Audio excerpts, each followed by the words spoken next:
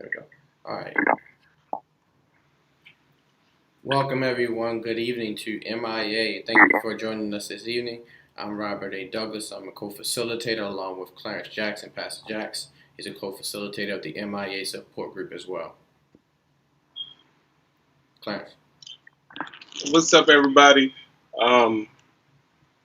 First, let me get an angle. Always gotta get adjusted. What's up, everybody? First, I want to remind you that we are not a substitute for mental health support. As a matter of fact, today I had a meeting with my own mental health therapist, and so if you know that you need to seek additional help outside of what we prescribe on this channel, please make sure that you seek your primary care physician. Please also understand that anything that we suggest on this channel is not a substitute for any of your doctor's card and or prescriptions. And so make sure that you seek mental health support if you need it at your primary care physician. Yeah. So what's going on, Clarence, man? How's your week been? It's been good, man. Man, you know what? I haven't been able to rest, man. This Ahmaud Arbery story has been, man. Like, it don't get no. The buck stops right there. You know what I mean? And so it really kind of hits home. Like, I have a black son, bro. Like, black man. Like, what can we do in society? Like, you know, like the black body literally cannot do anything in America without being ostracized. Yeah. You know, so it's been. I mean, I just, in addition to having my own things that I'm dealing with, weigh on me this week. It's just sad that So I was working on a video that was supposed to release today, but we had some technical difficulties. It will come out tomorrow. Just basically illustrating how, being a black man, sometimes just taking a break from life can cause you to lose your life. And if that isn't anxiety inducing enough, I don't know what is. Oh, we got comments starting to come in. Let me take a stop. Let me take a second to do this. That's a great segue. So welcome to M.I.A. It's a place where you can come and you can express yourself as a support group for mental health, but also, people who are just struggling with normal wears and tears of life. So if you would like to comment, the link is the same as last week. It's the same every week. It's appearing on your screen right now. You can go there to submit anonymous comments, and you're always welcome to comment in our comment section here on YouTube. Again, we will be primarily focusing on this Ahmaud story, but if there's something on your heart that you would like to discuss, this is a support group just for that, so please make sure that you leave that comment in the comment section, either one, so that we can get to that, right, Clarence? Yeah. I wanted to say that too. Like, we're going to focus on Ahmaud, but we're also going to make sure that we entertain any other comments that come in. So the Slido app should be available to you. And if it isn't, if you look in the comments there, it should be there as well. And definitely kind of chime in there because I'll be checking it. Rob will be checking it. But, man, what this reminds me of is terror, right? Like a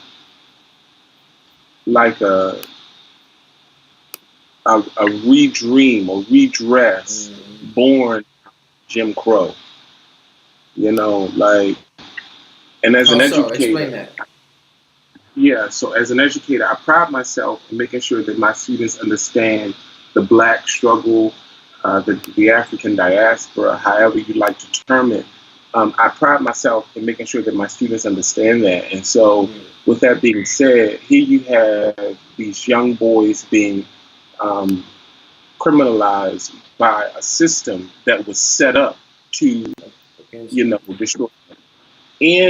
In my school, as I currently teach young men and women who are incarcerated, Um, our Mm, slogan is disrupting the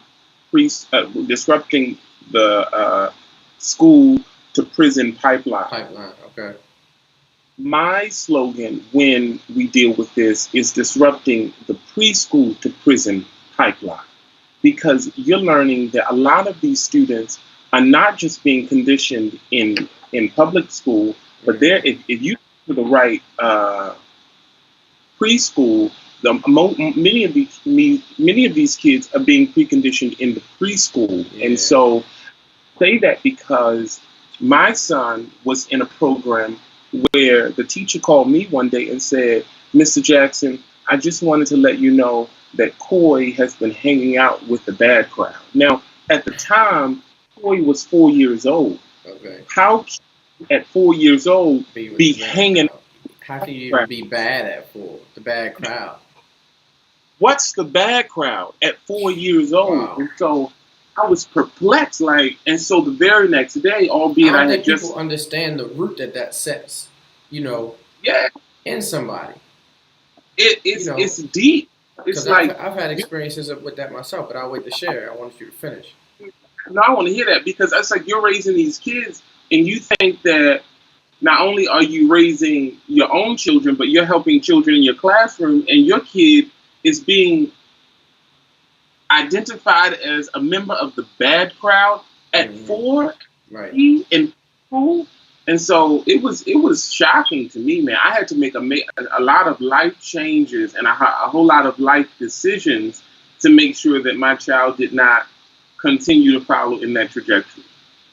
Yeah, and it's tough. It's really tough too.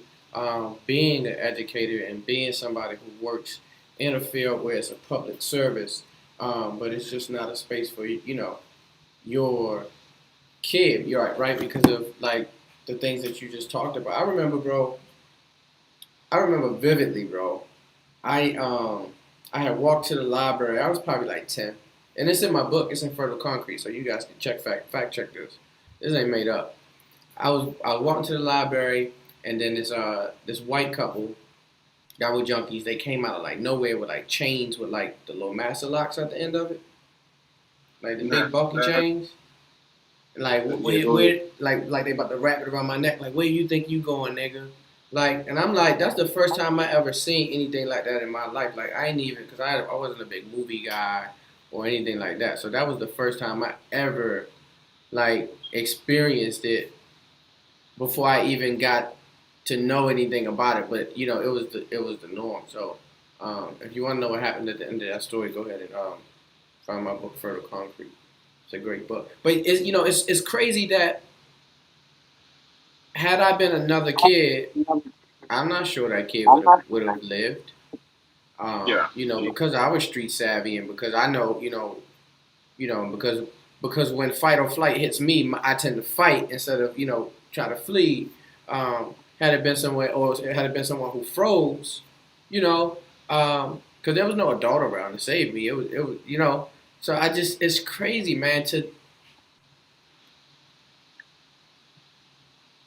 You can just end up in the oddest of situations and just come out on the losing end and have someone trying to uh, label you like, oh, you were the best. Like 3 or 4 year olds can't even make decisions on their own yet. They're doing what they see and what they're So the bad exposed to. is the preconceived notion of the teacher. Right, exactly, She, exactly. yeah, And that's the preconceived notion of our culture and society. yeah, Like, what do we do with that? Cause, bro, man. like, I'm a Malcolm kind of guy. Like, you, like, what do we do with that? Because this got to stop. Like we can't continue to sit on this platform or any platform as black men and not lead discussion around what's going to happen with this, bro. Because black men are not having these conversations. We're not talking. We're not stepping up. You know, um, and that's why it isn't going to end, bro. So I know you don't have the answers, but like in your infinite mind and like that cat holds a lot of wisdom. I got people liking the video based on what I'm saying too because I'm dope. Um, But under that cap of wisdom class, what do you think we could do?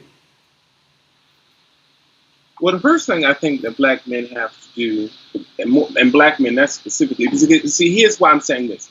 Because I've had somebody say to me, um, or I've had somebody's two different sets of people say to me. One time they said, "Oh wow," they saw me with my kids, and they said, "Oh, it's must be daddy daycare or something." Mm. And I said, "This is daddy everyday care, right?" I got to put that in my notes. This not daddy day. This is not daddy That today daddy care. every This is day. daddy every single day. I'm doing this.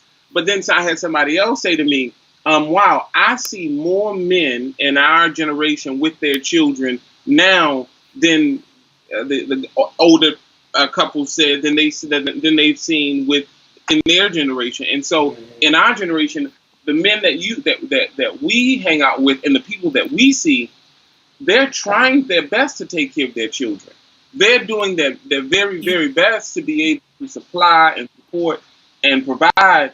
And I'm not trying to make a slight to a baby mother, nothing to that. But they're doing their very best. And the thing that we're wrestling with is why aren't we getting the credit? Here's why: because our granddaddies didn't do it, and our daddies didn't do it, and our whomevers didn't do it, and so it has already been fixated in a woman's mind or in a person's mind that this person is not supposed to take care of their children.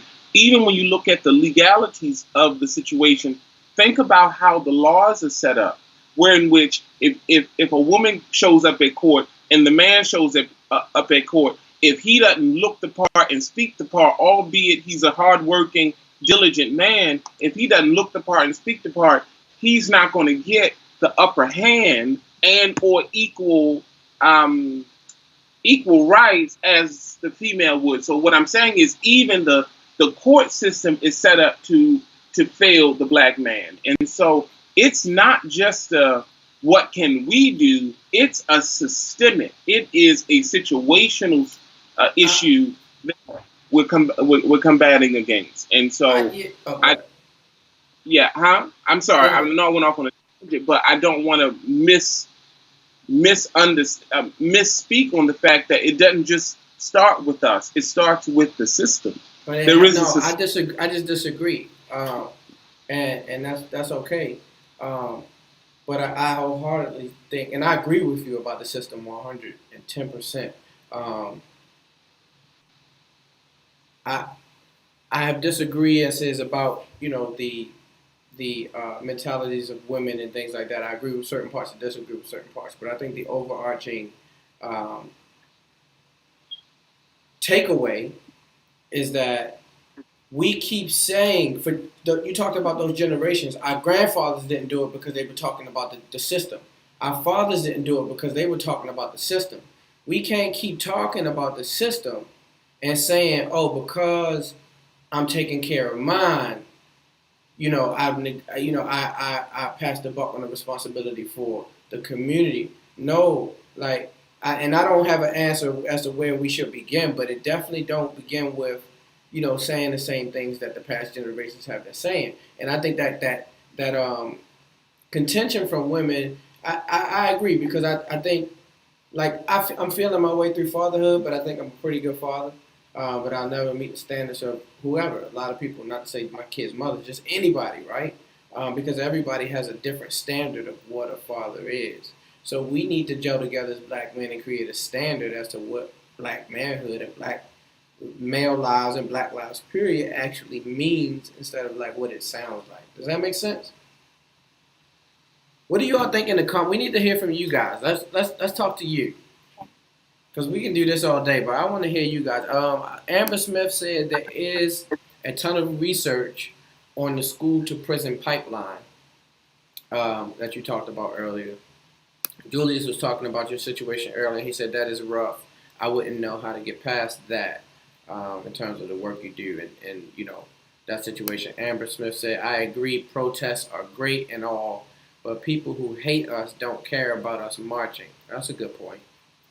You got anything you want to say to that? We got one more comment in the comments. If not, Yeah, I do. I remember when Obama was elected. I was in college, and we, as a group, decided that we would march to the polls. We would Mm, march up, and we didn't really march. We just walked mm, up to the polls. And as we were going, now mind you, we're in Salisbury, North Carolina, in a relatively conservative community. And as we were going, a white truck, pickup truck, two door, two white men in it, come blazing down the street and then make an immediate left turn onto one of the streets. And it happened as soon as I was stepping into the street. And so as I was stepping, one of my friends pulled me back and we all jumped back onto the curb. And as we were doing that, the man yelled out white power. As from Baltimore, I had never experienced, if I can just be candid, from Baltimore, I had never experienced racism or blatant, overt racism. outright, yeah. Yeah, it wasn't until I went further south that it became more evident that it is real. And so here I am, a Baltimorean, a freshman, I believe, going to vote, and I am almost hit by a vehicle. And so I fully understand that the problem is not that we are dealing with just a systemic issue. I know that sometimes you're dealing with a real threat that comes against. And one of the things that I would say to that is, you can take one of two measures. You can take the Martin Luther King approach, and or you can take the Malcolm X approach. And the King approach is nonviolence, nonviolence. The Malcolm X approach is by any means necessary. And so you can take either approach and say, look, I'm not going to do nothing and be wise about it, or I'm going to be like Malcolm X and say, by any means necessary, we're going to get the victory won. But, there really is no right or wrong answer to, what do you do when you're faced with blatant, in your face racism. Okay. Let's read Claudia's comment. I want to come back to it, but I don't want to overtalk. I don't want to make people wait for their comments to be read too long. Claudia Jackson said, "What can the general public do to remove the stigma surrounding black men early on?" For me, I think it's education. I always come back to education. For me, I think, well, I know racism is taught. It is a taught tool. And it is taught to be a tool. So I think the general public can start with the education around racism and culture and ethnicity, and really respecting and really teaching African American culture as culture and heritage and ethnicity, and not a label. So for me, I mean, there's a lot of things that we can do as step one, but I think the overarching conversation is that that one step won't make a big difference, so no one takes the first step, because they see how far we have to go. And truthfully, what I fight for and what we fight for, I probably won't see in my lifetime and generation. Truthfully, but we still got to put up that fight. So that's what my recommendation is. Clarence, what do you think that the general public can do to remove the stigma around black men early on? Well, and early on is too late, so we already were way late. But what do you think, Clarence? Um, yeah, like you said, early on it's too late.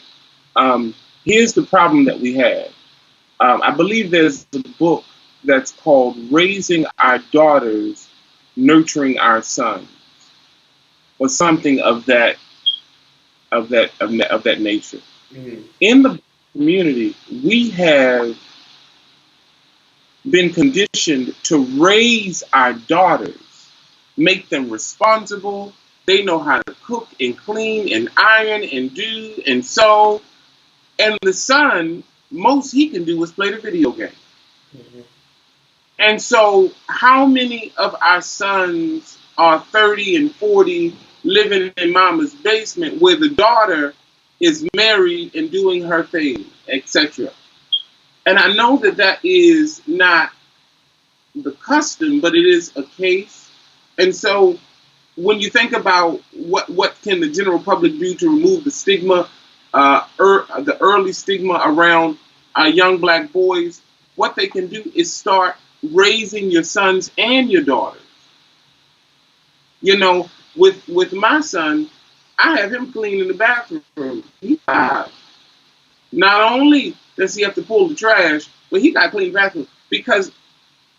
And when the school was in, I'm telling you, and even right now, his Zoom classes is at 8 and 9 a.m. and my daughter's is at 3:20 p.m. And so he even now has to get up earlier. I make him get up before her because I need him to know just conditionally that a black man, his feet needs to hit the, huh? Say it again. I'm sorry, you cut out. I'm sorry, his as a black man, I need my son to know the reason you getting up before your sister is because your feet needs to hit the floor before anybody in your house.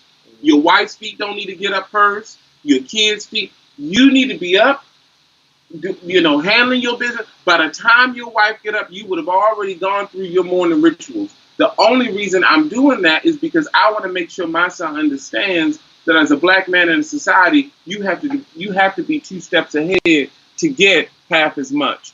And so, for me, to break the stigma, we have to start really conditioning our sons and pushing them out there before, and not saying pushing them out the house, out the pocketbook, no, but giving them hard responsibilities because they're going to need it in the long run. Mm-hmm. Absolutely. So thank you for that, Antonio. I hope we answered your question. Thanks for commenting. If you want to comment anonymously, again, the web address is on your screen right now, slido.com/MIA 2020. I want to just take the second to say that this link is live all week. So if at any point during the week there is something that you want to um, comment or just have someone to encourage you or send you something in regards to what's going on in your own personal life, and you can't wait until Friday, you can always use this link at any time during the week, and we'll be able to hopefully, if not us, get someone to try to support you in those tough times, in the moments that you need, or will at least save good conversation for and good comments for when we come back on Wednesdays. So go ahead and make sure you use that link or comment in the comments below. Clarence, did you have anything you want to say before I push the conversation forward, or you look like you got something? Say again, we can't hear you. I'm sorry, go right ahead. Go ahead. What you writing down? Oh, wait a minute. We got Amber saying, I agree and disagree. I think some of it we create for ourselves. For example, the high crime rate in Baltimore, but at the same time, innocent black men are being killed with no repercussions. Um, Amber, I respect that. I do. But I come from an environment where it just really isn't the same. And without saying too much, I guess, I've known things and I've known people and I've seen a lot of things growing up in East Baltimore. And what I see when a black man is shot down, it's a different type of hate. It's a different type of hate. And I don't want to get too much on the soapbox around it, but I would love to open up a conversation around that because and the reason I address it because it's a lot of people say that I see a lot of things going around on social media that says that essentially you shouldn't be outraged when this happens because black people kill each other every day. It's really different. I mean, I agree that it's a problem. And it is a problem that we have to handle, but we are not going to handle these two problems the same way because they don't stem from the same situation. When you talk about poverty and equity in terms of class and opportunity, even those breed natural byproducts, which is crime, high concentrated crime. However, when innocent men decide that they wanna go gaming um, on another human being, I think it's just a little different. And so I appreciate that comment, but I just wanted to take the time to address that. Clarence, you got anything on that? I think when you come on black and those issues, even those are, and I hate to keep using this word, but even those are systemic. Mm-hmm. You know, when you think about breaking the buck, when you think about seasoning the slave, conditioning, the herd, all those linguistic titles or subtitles come from a period where you have a black man showing a black person how to be a slave. Mm-hmm. And so whitewashed and so conditioned or seasoned, as it would, that they don't even know that they are a component in the re-enslavement of other black people. For example, Kunta and the fiddler in Roots. Mm-hmm. The fiddler was a conditioned, seasoned Where you slave. been getting these analogies from? You be off the cuff with them. He had been so seasoned that he had become the fiddler, the musician, the one who plays harps and tinkles the ivories for those white counterparts, dressed nicely, spoke well, had great meals, done all these things. And here he is breaking in the newest, strongest, most handsome buck or black man. And here he is telling him, if you don't do what Master says, and telling the most crucial point that everybody knows about Kunta is the fact that he refused to say his name was Toby. But what many people don't realize is he refused to say his name is Toby, all the while it was the fiddler who was convincing him, hey man, look, when they call you Toby, just say Toby. When I call you Toby, you can get mad. Right. You get mad when I say Toby because I know you Kunta because I identify with you. But when they call you Toby, look, bruh, to make your life easy, just call Toby. And here you have people getting upset when people don't realize that it's not. I'm not just killing you because I don't like you. I'm killing you because for 400 years I've been conditioned to suggest I don't like you because they said I shouldn't. Mm-hmm. And so if you really watch Roots, you remember that the fiddler didn't like Kunta for the first portion. It wasn't until Kunta decided to run away and had broke free from the chains where he was like, look, yeah, you realer than I thought. And so look, here's what I'm going to tell you. Leave me out, but here's how to get out of here. And so I say all that to say I understand what she's saying, but I also want to submit that the systemic conditioning of black on black crime and hate did not just spring up because Ray, Raekwon, and Tay Tay want to stand out on Emerson and Terrace or whatever. Right. Zishara said it's like Willie Lynch. They instilled it and we keep it going. Precisely. Pretty much what you were just talking about. Yeah, Willie Lynch came and created a whole dogma, a whole a school of thought which says if you can sequester their minds, you can get their bodies. And so anybody know that if you chop off the head, you can rule the body. That's a prime principle in fighting and in corporate law. If you can get to the head, you can deal with the whole torso, the whole body. And so it's like she says, it's a Willie Lynch theory. Did we have anything in the anonymous? Did you check that? I know you needed me to send it to you. I sent it. Um, I, Again, I'm going to put the link up on the screen. I think something came through, but I think somebody may have deleted it. If you have an anonymous quote that if you don't want to comment in the regular chat, you can go ahead and comment an anonymous quote with the web address that's on the screen, and we'll be able to check it there. Yeah, I think it got deleted. this one. Oh no, there's several. You Uh, see him? You see him now? It's populated now. I like this one. It says, I strongly dislike when people use black on black. One has nothing to do with the other. And You that's went so out. You true. went out for a second. Read it again. I strongly dislike when people use black on black crime to excuse police brutality. One has nothing to do with the other. Mm-hmm. I think that's true. I think that people misconstrue the very essence of what black on black crime is juxtaposed with what police brutality is. Black on black crime, again, like I said, and let me help you.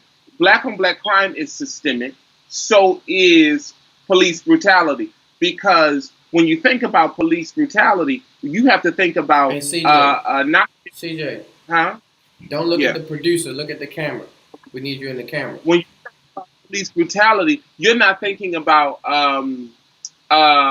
Jim Crow laws. You're thinking about black codes. And Mm-hmm. during the era of black codes, right out of slavery, 1865, post Civil War, what you're dealing with then is they're making up laws which allude to what's called peonage. Yeah. And peonage is the systematic rearrestment of people for petty crimes, in essence. And so here you have black people getting arrested for spitting on the sidewalk, or for speaking too loudly in public, or for yelling in the presence of a white woman, or Mm-hmm. for gambling, or for vagrancy. And so you have these people being arrested for these things only so that you can re-enslave them by putting them back in jail. And when you look at the 13th Amendment, you find out that the only way you can be a slave in America is to have committed a felony and or have been sent to jail and or prison. So here you have a lot of people not realizing that black on black crime is one thing, but police brutality is the killing of black people and the accosting of black people, pulling them over, the Sandra Bland instance, pulling them over for nothing and causing them and charging them with egregious crimes, sending them to jail, and then now she dies mysteriously from just having been pulled over for a traffic ticket. And so you're not dealing with just a microwave issue. This thing has been going on for centuries, since we got here. Mm-hmm. I hate one, but I teach history, and so this is it tickles my fancy, if I can say it that way. Yeah, because it's it's history indeed, man. But we're on the wrong side of it. Go ahead and get in it Yeah. because there's some good stuff in this anonymous chat. Somebody says, in the case of Ahmaud, what do we do now that he's dead to prevent the next death? You want to take that before I just say? Sure. And that's a great question. And the first thing I think we do, the first thing that I know that we do, because he is dead, is to arm ourselves. And when I say that, I don't just necessarily mean a physical firearm. I think in the black community we have to do a lot of healing within ourselves before we can even begin to organize and do the things that brought about change with our ancestors. There came a lot of organization. But what's happening now is the black male is so beat down that the black male doesn't even know how to follow anymore. Everybody wants to be out front and everybody wants to be the leader. And so you can't organize that way when people are so broken that they feel the need to, because if you're a part of a group that's been suppressed for so long and has successfully become the bottom tier in society in every country. across the globe. You know, when black women were once like right there, and black women have a amazing struggle, but now you see like, oh, the black male is the black female is the most educated, group of people on the planet, and so that's strategic to start to separate that, and so until we do some healing, some individual healing to know what our place is and know what our post is and know what our role is to begin to organize. Um, I think we'll stay scattered.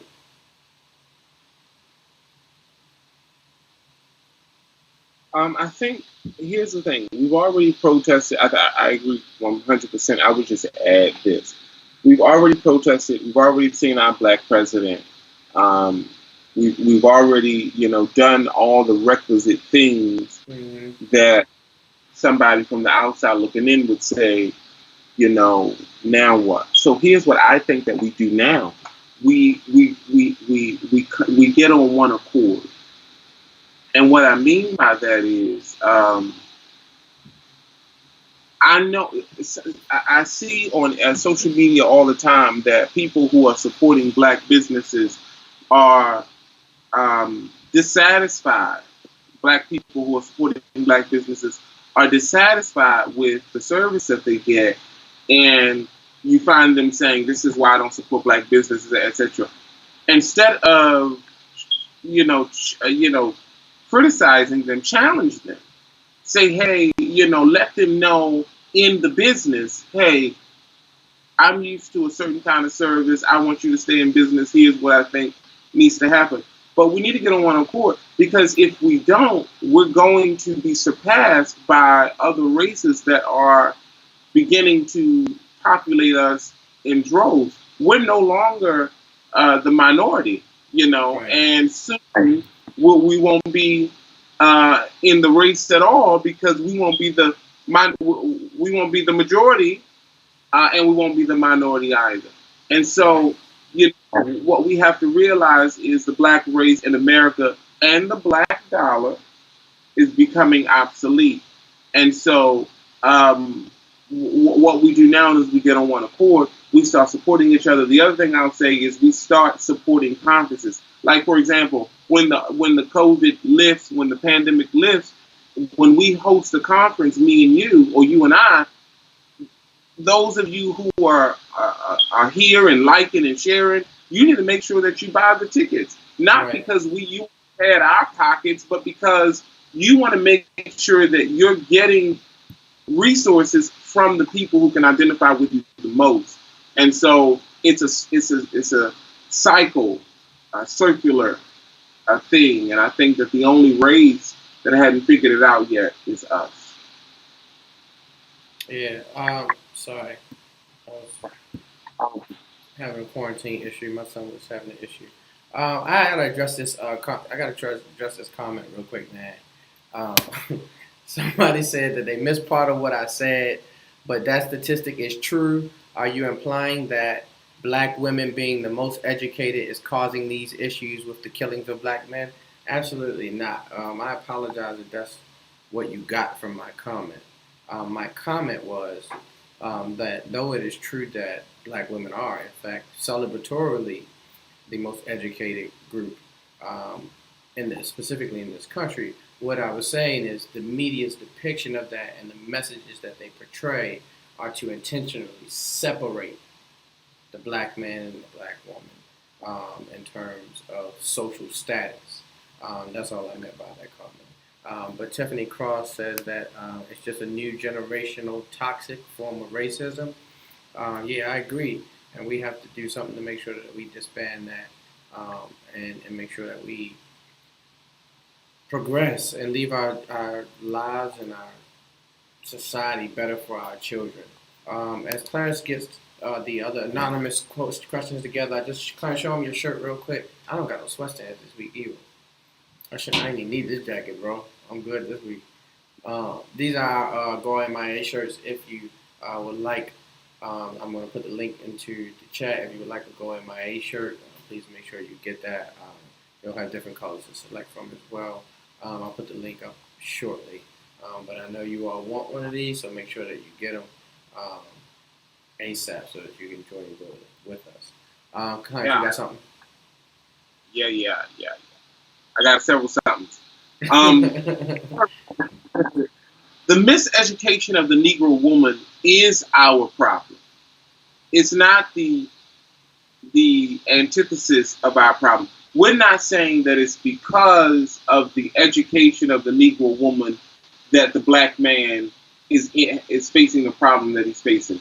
No, because we can't even begin. Robert and I can't even begin to discuss the real issues that plague the female African American race. Here's why: because so we could hear the comments, we could conjecture, we could do all those things, but we would never be able to really articulate what it is a female goes through or doesn't. But what I will say as a feminist, I have all sisters. I don't have no biological brothers at all. And so with having 4 or 5 sisters, I'm, often coupled with educated women who have the abounding beauty of taking me to task.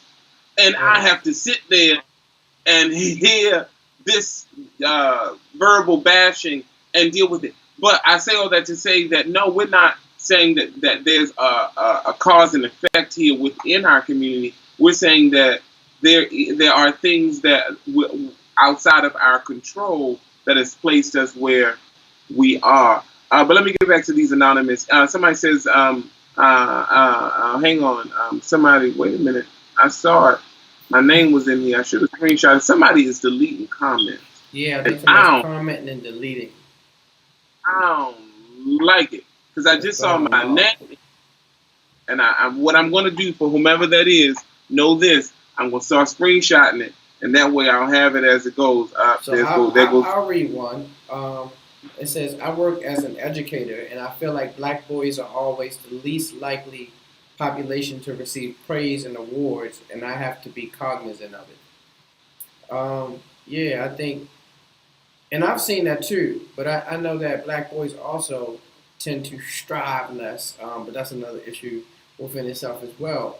Being that, I've been in a situation where I've taught all males um, at the middle school level, and I've taught males in an intersex class. And Clarence, we've taught where we had trouble with kids that were Yeah. not. And one may make it to the NBA soon. Like Adrian's balling, bro. Um, Is it? but yeah, like crazy. But those group of kids, that group of kids, they were mixed. They were co-ed. It was a co-ed class, and we broke them down into homogeneous based on sex. And we really got those boys to really grow and learn and be safe. So as an educator, you're right, and I'm glad that you're cognizant of it. I'm glad that you're aware of it, and you make acknowledgement of it because it's important. And I hope that your school community, whatever it looks like when we're done with this pandemic, I hope they pick up on that from you. CJ?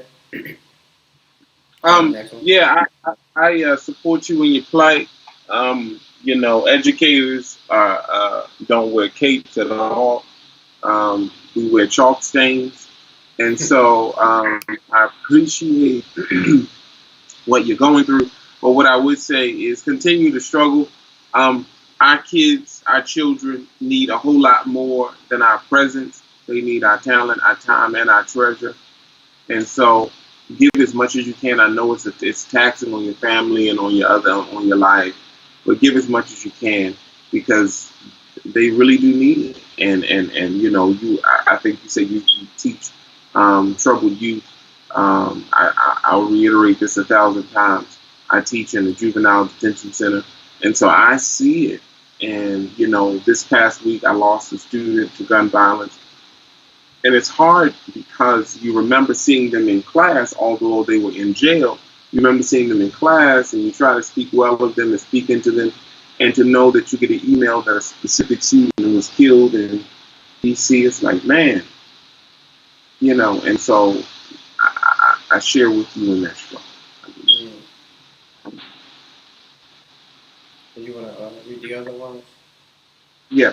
Do you have any recommendations for those whom these stories Do you have any recommendations for those whom these stories take a toll on their mental health, perhaps becoming discouraged and or disheartened, etc.? Yeah, desensitized. If I can be honest to that anonymous um, person, I heard of the Ahmaud Arbery story well before I did my research. I don't just listen to Facebook media. I don't just listen to what I see on my clickbait scrolling, endeavors. I really do take a time to research the story. And I had heard of the Ahmaud Arbery story far before I had actually sat down to research it. And the reason I done that is because I was sick of hearing of all of these black boy incidents that I didn't want to hear or see another one. And so I wanted to take the time when I knew I was available or ready to receive that information to actually explore it. And so that's what I would say to that person. It came back. That's what I would say to that person. Desensitize yourself in such a way that you receive that information when you're ready. Don't just if the news is on and it's about to say something you don't like, change the channel. Mm-hmm. Stop being so. Change the channel and wait for people to tell you.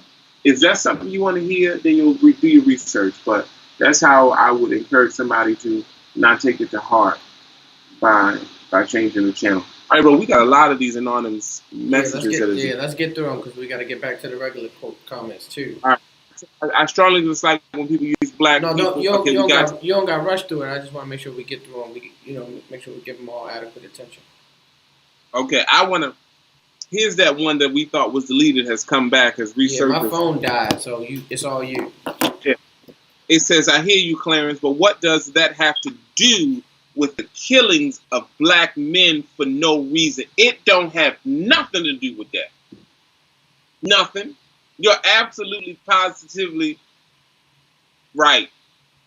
It don't have nothing to do with that. I'm not making excuse for or pacifying the murdering of black boys and black women for no reason, not at all. It is egregious, it is ignorant, it is horrible, and it should be damned. Not at all am I making an excuse for that. And so if I had said anything that made excuse for that practice, please know that I completely dispelled that. Someone else says, like you raising your son in a certain way versus someone else raising theirs differently doesn't give someone a right to kill the black man who isn't raised like your son. That's right. There's a lot of kids out here. We used to call it banked. I don't know what they call it now, but I was banked in high school because I didn't look like I belonged in a certain neighborhood as I was walking home from school. And I think it speaks to that comment where it's like, what do you do when you're trying to raise your kids differently, but they're still around and in the same community? Only thing that I think will help you in that moment is prayer and discipline. You got anything, Rob? Yeah, I think it's important to get tired. I think it's important to get fed up because I think I'm a firm believer that pain is what creates action or motion and causes us to act. A lot of memes and jokes and things were going around about COVID-19 before people started to feel the impact of people that they knew or friends or loved ones who were actually dying. And then, there was a shift in the atmosphere, in terms of seriousness.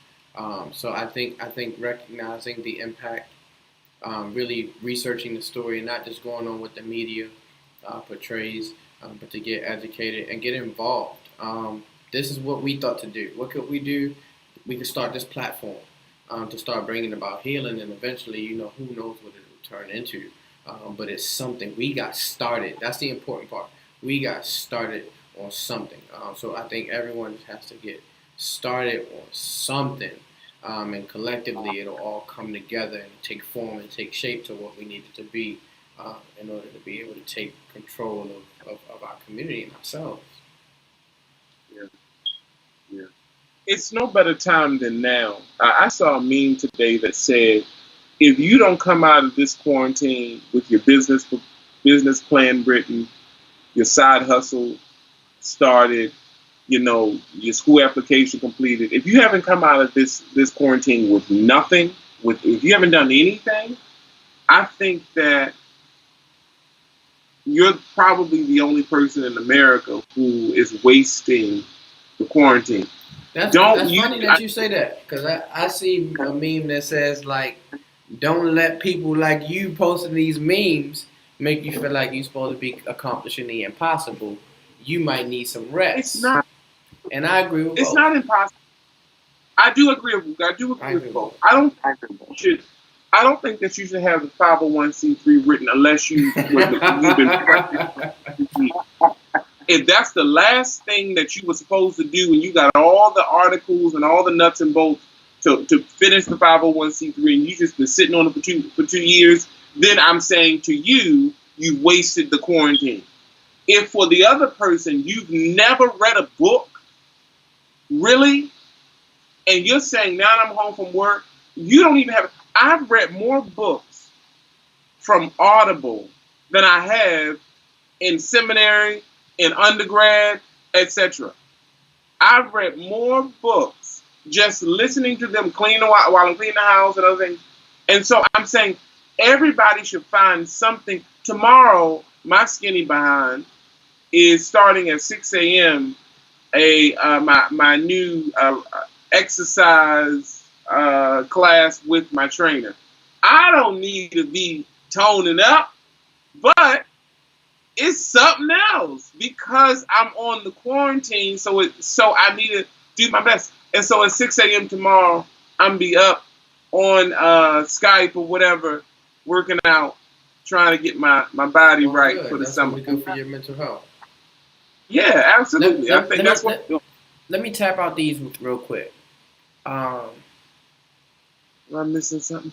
Ashley says, sadly, I really wasn't aware of the condition we were still in or the need for a Black Lives Matter hashtag prior to Trayvon Martin. Yeah, I remember when that happened, and Ashley was real like devastated. I'm like, what's up? Clarence, it was very different. Um, it was very different. It was like, why are you so mad? Like, I could, this happens. But from her world, that was just, some 1960s type stuff. So it's interesting too, the education, the true education around black people. Like, what do other black people really think is going on in environments that they aren't from? You know, um, and I think that's another piece too that has to happen before we begin to make real change. Clarence, I'm just going to jump to this one for Ava because I'm sure you're going to like this one. She said, "I agree with Clarence." Which you got a couple of little thumbs up when you were talking too. I was mad. I agree with Clarence. I struggle to hear the news, especially when they start to pick apart the deceased person's life to justify their murder.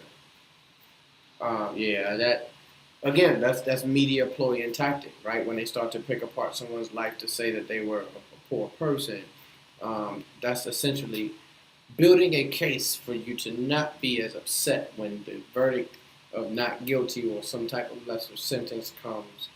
It makes you feel a little bit more okay about it. It's media attention. Um, Let me share this real quick. but this has been happening for a long time. We just got enough technology now to be able to see it. So for you to not have seen it live and in color until Trayvon Martin is a very important piece because America wasn't putting the spectacle on it until now. I'm sorry, Reverend Doctor. Go ahead. No, I wanted to share this. I love, and I need to say that I'm not going to say this. I want to share this.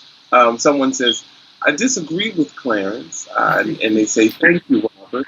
That's probably where we got that thumbs down from. Go ahead, start over. I'm sorry. Yeah, out of here. Someone says, I disagree with Clarence. Thank you, Robert. I feel like this experience could be taking a mental toll on some individuals, and memes, such as the one that I mentioned earlier, can feel like judgment. You're Mm-hmm. right. You're absolutely right. And I got sometimes you, and I'm gonna hold you down. I spoke up for you. thank you, bro. But I'll say this. You're right. But sometimes I am guilty of being the abrasive one that's like, let's figure out a way to get over it. Let's figure out a way to get through it. Well, let's figure And, out a way to get over this black stuff, man. We gotta figure this out, man. man, I think I don't want to drive past. Yeah, You're right. yeah. My bad. Robert was right. Robert was right. But go ahead. I usually am like, but we only got a couple minutes left. I'll tell you about that when we get off this. Any more? So Amber said also the camera phone brought a lot of this to the forefront of us for us. Yep, that's what I just said. It has been happening always, though. You're absolutely right. So to Ashley's comment, that Amber serves pretty much as a answer for that. It was sheltered up until a certain point, but for some people it was this has always been the case. The police they didn't quite kill or shoot as many people growing up, but they did some stuff, bro, and it's just like it wasn't publicized. So like they had attacks where if you made the police chase you, if they caught you, by the time they caught you, if they didn't have a reason to arrest you, bro, it was. I mean, it was it. So it's always been in existence. It's just, but I don't want to get on a soapbox about my hood days. Um, let me get the rest of the anonymous comments. And if you have any comments, again, the web address is on the screen. Go ahead and send us something. Clarence, go ahead.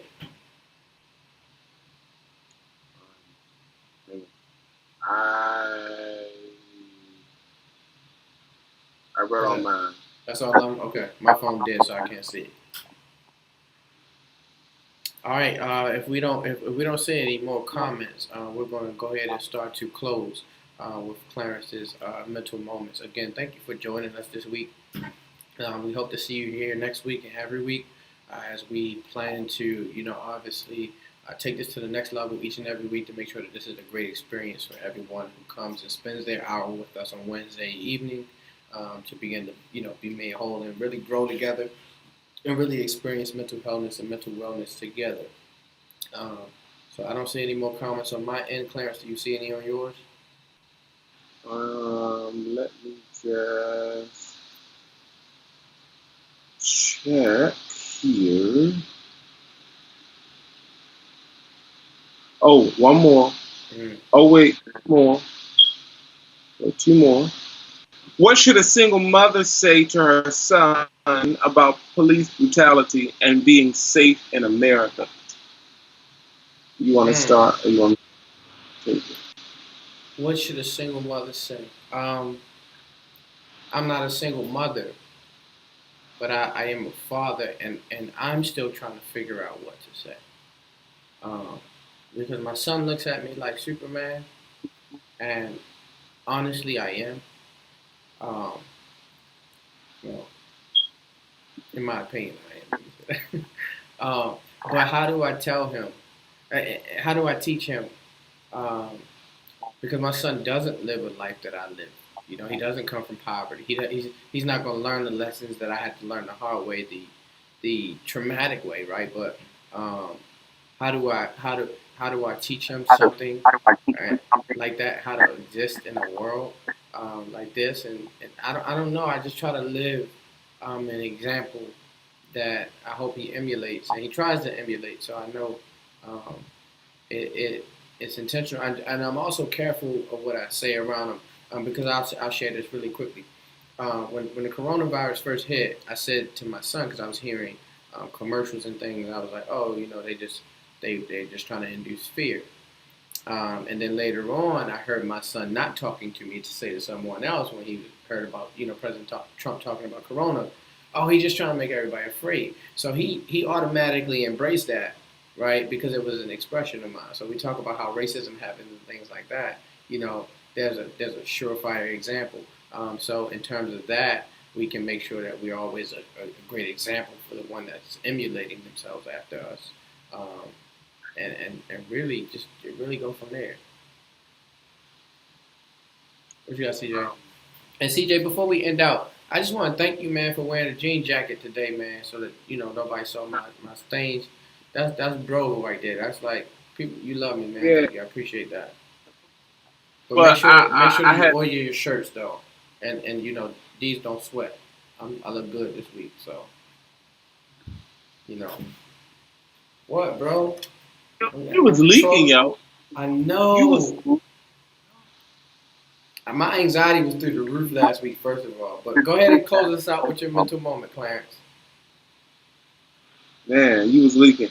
Ecclesiastes 7:14 says, "When times are good, be happy, but when times are bad, consider this: God has made the one as well as the other.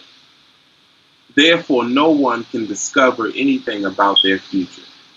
Let me run that thing back. It says in Ecclesiastes chapter 7 and 14, "In when times are good, be happy, and when times are bad, consider this: God has made the one as well as the other. Therefore, no one will be able to discover anything about their future." Bill Goddard says disappointments are God's way of dimming the glimmer of the world and deepening our ability to enjoy Him. It was Aaron Lutzer who quips, "Have you ever thought that disappointments are God's way of reminding us that there are idols in our lives that must be dealt with? Don't you know that a faith that can't be tested can't be trusted?" It was Reverend William Seckler who said, "By affliction, the Lord separates the sin that He hates from the sinner that He loves." Watch this. Seckler continues to say, "If Joseph had never been Egypt's prisoner, he could have never been Egypt's governor." He went on to say, "The iron chains that were around his feet brought about the gold chains that were about his neck. Don't you know that smooth seas don't make for skillful sailors?" It was Thomas Watson who put it, "A sick bed often teaches us more than a sermon does." Know this: God isn't trying to play you, He's trying to prep you. Here, Solomon is on another tangent, giving us what we would consider droplets of wisdom, and he ends with this lecture series where he says a pronouncement, a benediction. Now, what we're about to experience in what Solomon was about to say is, and it's riddled in hope, it's riddled in commitment, it's riddled in exegetical homicide. It has all of these things. But Solomon says there will be some good days and there will be some bad days. But like William Paul Jones said, I won't complain. He says, I've had some good days. I've had some hills to climb. I've had some weary days. I've even had some sleepless nights. But throughout it all, I won't complain. It was a poem by William Ernest Hensley called Invictus, which says, "Out of the night who covers me, black as the pit from pole to pole, I think whatever gods may be for my unconquerable soul. In the fell clutch of circumstance, I have not winced nor cried aloud. Under the bludgeonings of chance, my head is bloodied but unbowed." He says, "Beyond this place of wrath and tears looms but the horror of the shade, and yet the menace of the years finds and shall find me unafraid." Hensley says, "It matters not how straight the gate, how charged with punishments the scroll. I am the master of my fate." And I'm going to switch it up a bit. "And God is the captain of my soul." God bless you. I'll see you in a week. Take care. Good night, everybody.